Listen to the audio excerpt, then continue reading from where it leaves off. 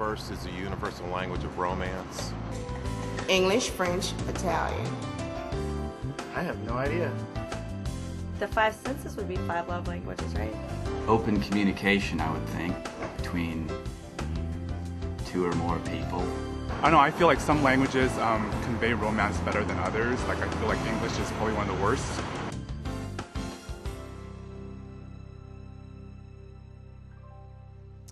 All right, well, we have talked about words of affirmation, and I hope we're affirming each other.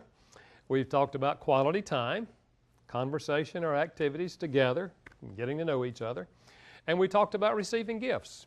So this session we come to love language number 4, acts of service. Have you heard the old saying, actions speak louder than words?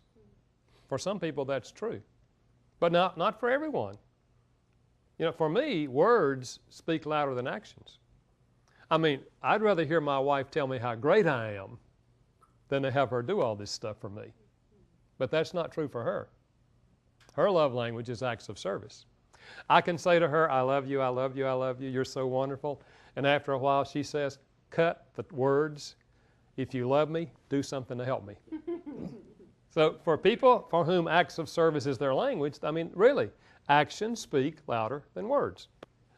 A part of the problem in speaking this language is that we have stereotypes about what a husband and wife are supposed to do. Sometimes those are fed by the culture, but most often we learn them from our parents. So you grew up in a home where your father did this and this and this, and in your mind, that's what a husband does.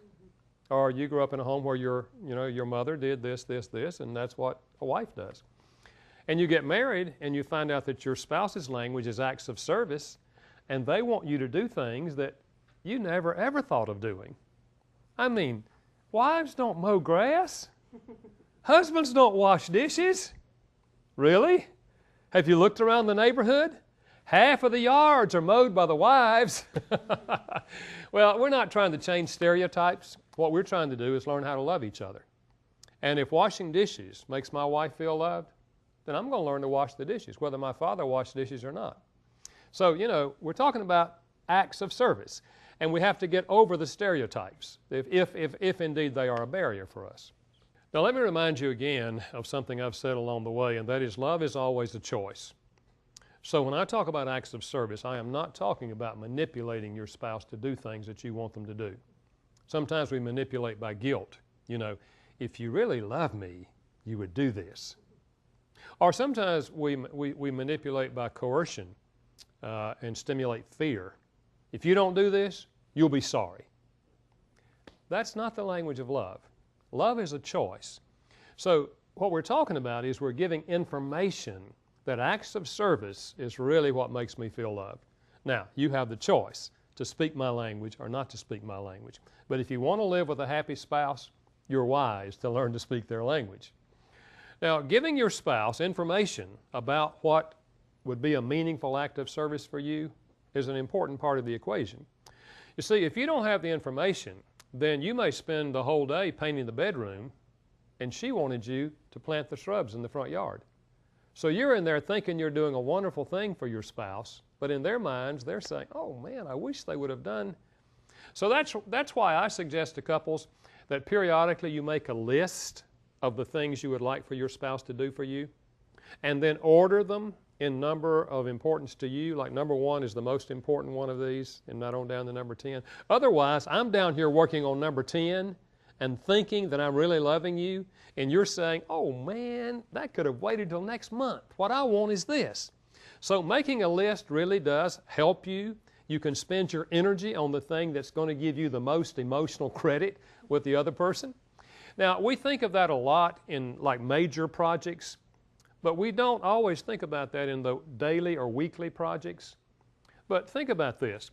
If you sat down and made a list of 3 or 4 things that you wish your spouse would do for you on a daily basis, like taking out the garbage or walking the dog or changing the baby's diaper or whatever, and you made a list of those things, and you said, you know, these things would really be meaningful to me.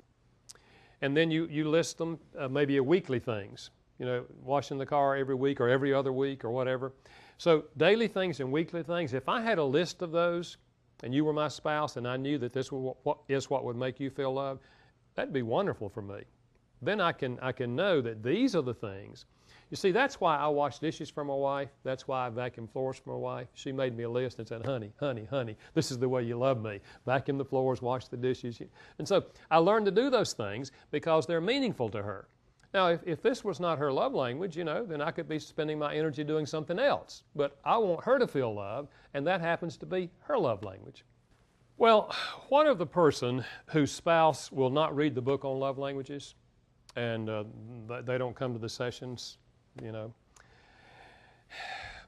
just give up. The fact is, if you listen to their complaints through the years, if this is their love language, you will know how to express it. You see, we typically, when our spouse nags us, we typically, get irritated by nags. You do know what nagging is? It's anytime you tell your spouse the same thing 3 times. The first time is information. I would like for you to take the garbage out. The second time you think, maybe they didn't hear me the first time, but the third time is nagging, okay? We get irritated by nags, but really, nagging gives you valuable information. They are telling you what would make them feel loved. So if they're nagging you about taking the garbage out, you can know that's one of the dialects of acts of service that would be meaningful to them. So don't just dismiss the nags. Learn from the nags. But really, it'd be a whole lot easier not to nag, but just to give them a list of those things that you would like for them to do.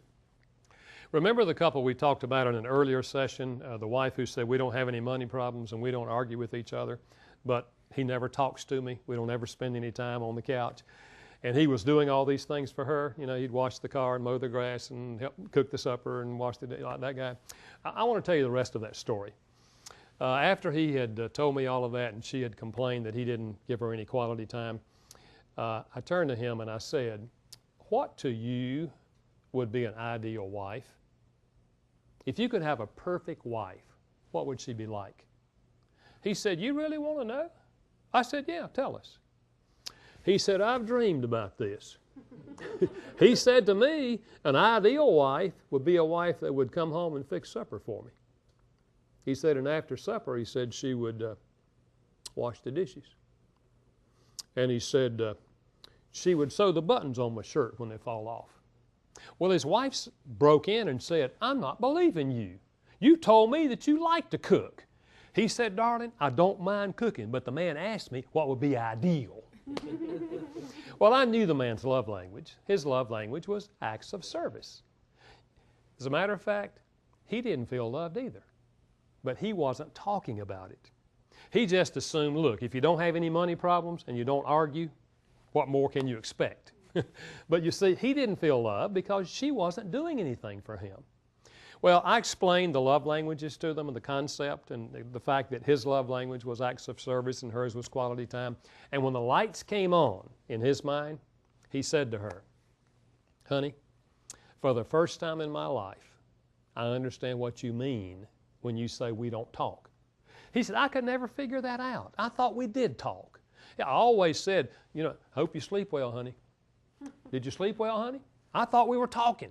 But now he said, I understand we don't sit out on the couch and look at each other and talk. And he said, I'll start tonight. I'll give you 20 minutes every night. And she turned to him and said, well, honey, I don't mind fixing supper. It'll have to be later than usual because I get home later. And she said, I would love to sew your buttons on. You never left them off long enough for me to get them. And that couple went home and started loving each other in the right love language. And I got a letter about 2 months later. And she said, Dr. Chapman, it has never been this good. You see, when you learn how to speak each other's love language, whether it's quality time or whether it's acts of service, what happens is you connect with each other emotionally. The love tank fills up, and the whole emotional climate of the marriage is turned around. It's a powerful thing to learn to speak each other's love language. Now, obviously, choosing to speak your spouse's love language, again, I'm going to say it, is a choice. I remember the man who said to me, Dr. Chapman, I'll tell you right now, If it's going to take my vacuuming floors and washing dishes and doing the laundry for her to feel loved, you can forget it. Now, do you understand what he's saying? I've got the information, but I'm not going to do it. Well, he's making a conscious choice to live with a wife who doesn't feel loved. In my opinion, he's a very foolish man. The way I feel about it is if washing clothes every night would keep my wife's love tank full, bring on the laundry. You know, I mean, I like living with a happy woman. And the fact is, ladies, if his language is acts of service, if cooking meals is one of the things that makes him feel loved, man, I'd keep him stuffed if I were you, you know. I'd become the best cook in the world. If you want a good example of this, look at the life of Jesus. I mean, you know, probably the most powerful statement about his life was he went about doing good. You remember when he got on his knees and washed the feet of his disciples as an act of service and said, "In my kingdom, this is the way you lead"? He was setting an example for all of us. I think if we follow that example, the very heart of love is an attitude of serving the other person. And if acts of service happens to be what makes them feel loved, then we choose the attitude of service. We reach out and find ways to do that. And when we do, they feel loved. Their love tank is full. And that's what we're trying to do. We're not trying to manipulate anybody. We're trying to love each other. And acts of service is one of the fundamental languages of love.